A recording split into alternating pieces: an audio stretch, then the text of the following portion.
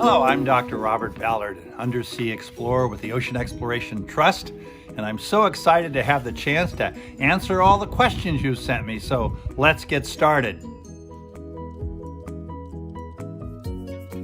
I first got interested in undersea exploration as a very young child, about your age, when I saw a movie by Walt Disney called 20,000 Leagues Under the Sea, and I decided I wanted to be Captain Nemo.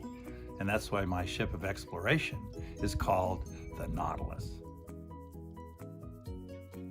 Many of you want to know, what's the best thing to study to become an underwater explorer?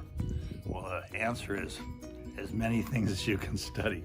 I studied geology because I fell in love with the bottom of the ocean, but I have a lot of friends who became marine biologists. So biology, geology, chemistry, and it never hurts to throw in some math and physics.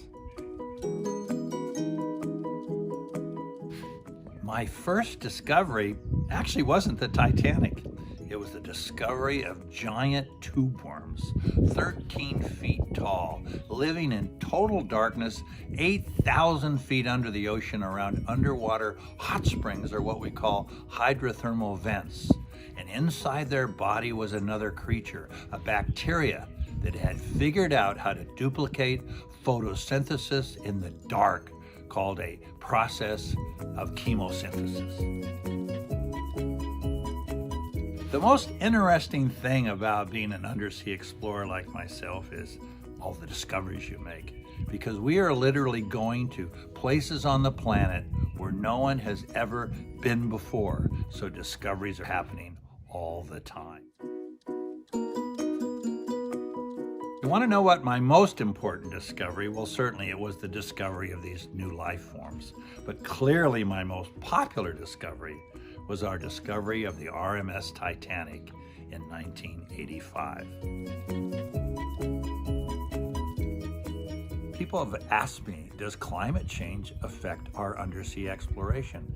Actually, it does. It doesn't affect us down there because it's very isolated from the atmosphere, but it certainly affects our ships because climate change is energizing the atmosphere, leading to bigger rogue waves and certainly more violent hurricanes. So that's how it's affecting us.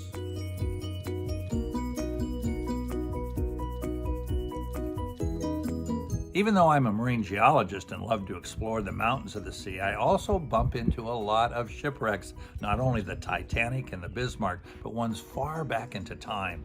And to me, the most important ones were the ones we discovered in the Black Sea, because the Black Sea has no oxygen at depth, so ships are perfectly preserved. In fact, we found one hundreds of years before the present era, about 500 BC, that had human remains on them. When it comes to the most surprising thing I've ever discovered in the ocean, it was certainly those giant tube worms, 13 feet tall, and the exotic life forms that were living in these underwater hydrothermal vents just northeast of the Galapagos Islands. And we're still discovering. People say, well, what is your most recent discovery? And I would say it was discovering what we call the octopus garden in the dark. And this was a area of the ocean off Southern California where there was a crack through an underwater seamount, and warm water was flowing out of that crack, and mother octopuses were living all along that crack, having their babies. It was pretty amazing. You can go to nautiluslive.org and see that octopus garden in the shade. Really exciting is we have a major new program, and that is to conduct the second Lewis and Clark expedition. 50% of the United States lies beneath the sea, and our team of explorers have been commissioned by our country to go and explore what we call the unknown America. But we're not calling it the Lewis and Clark expedition because 55% of our team are women in positions of leadership and authority. So we're thinking of it as the Lewis and Clark expedition.